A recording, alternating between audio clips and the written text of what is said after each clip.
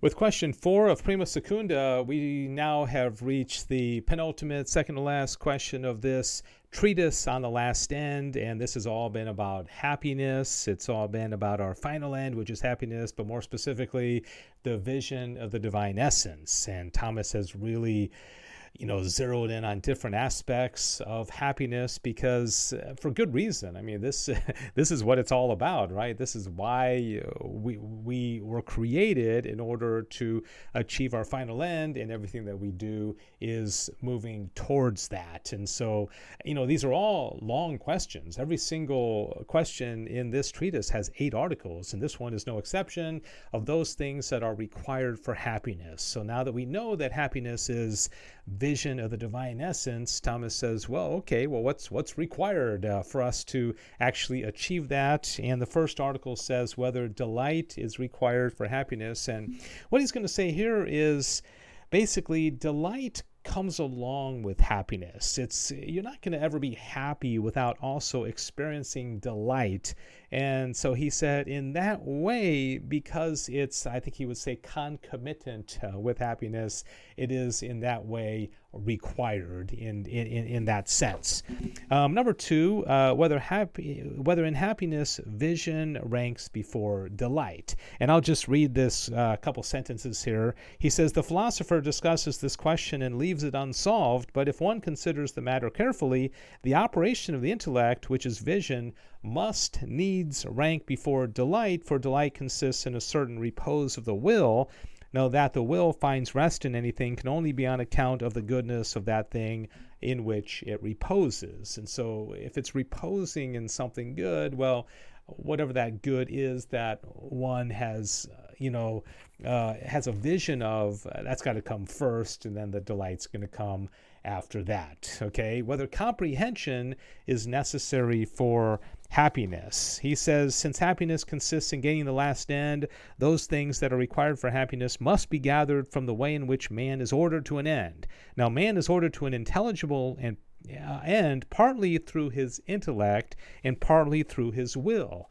And, this is a really important part of the Summa, not just this article, but just this whole relationship between the various faculties of the human person. How do the will and the intellect interact with each other? And this is what he's getting at here.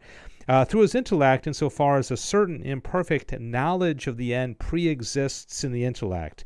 Through the will, first by love, which is the will's first movement towards anything. Secondly, by a real relation of the lover to the thing beloved, which relation may be threefold. For sometimes, now he's going to do 3 twice here, but it won't take that long. He says sometimes the thing beloved is present to the lover. Okay, you actually have it. And then it no longer is sought for. Sometimes it is not present, and it is impossible to attain it. And then, too, it is not sought for. But sometimes it's possible to attain, yet it is raised above the capability of the attainer so that he cannot have it forthright. And this is the relation of one that hopes. So we don't have the vision of the divine essence yet, but we also don't have a feeling that it's impossible to attain.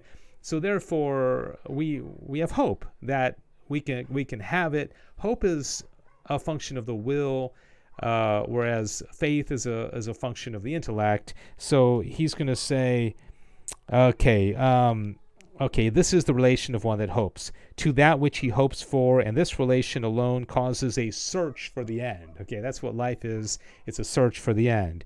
To these 3, there are a corresponding 3 in happiness itself. For perfect knowledge of the end corresponds to imperfect knowledge.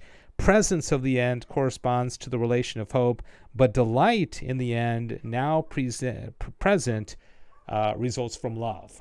As already stated, therefore these 3 must concur with happiness. And so, again, relationship between intellect and will, the attainment of happiness, the happiness and the portion of it that we can, accomplish here below, all this is what Thomas has in mind. Whether the rectitude of the will is necessary for happiness. And he's going to say, a good will, that we align our will to our final end and act accordingly, is going to be necessary for happiness. Okay, if somebody's living a real dissolute life of debauchery, they're not going to be happy because they're not aligning their will with the final end.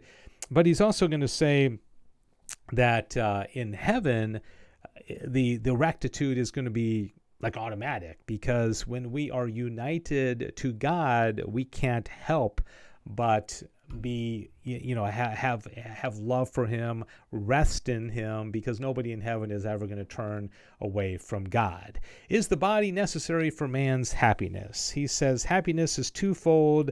The one is imperfect and is had in this life. The other is perfect, consisting in the vision of God.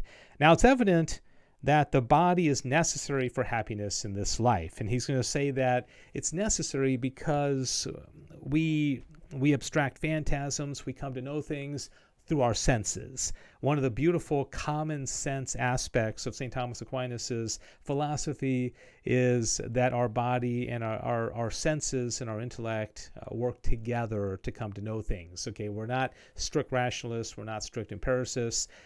It's both and. Okay, they work together very well. And also, he's going to get a little bit more into this in the next article about whether the perfection of the body is necessary for happiness, and what he's going to say here, because some people said the body isn't necessary for the intellect to have a vision of God, and Thomas is going to say, well, yeah, that's right. A separated soul can have the vision of God.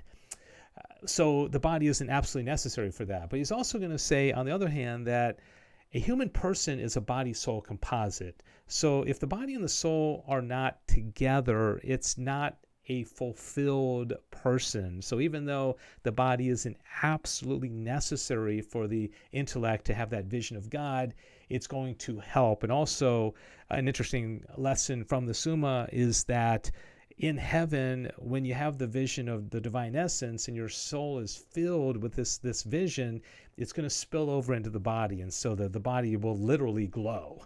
Whether any external goods are necessary for happiness, and he's going to say here that absolutely they are necessary in this life. We have to have food, we have to have sleep, we have needs of the body and drink and things like that.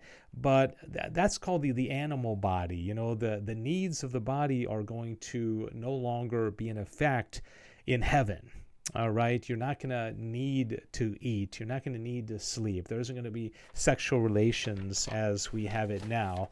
And then finally, in Article 8, whether the fellowship of friends is necessary for happiness.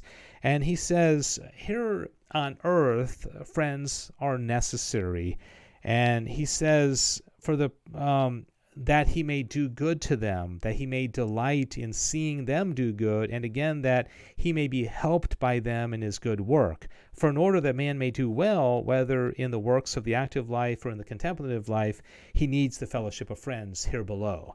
But if we speak of perfect happiness, which will be in our heavenly fatherland, the fellowship of friends is not essential to happiness, since man has the entire fullness of his perfection in God. When we're united with God, we don't need anything else.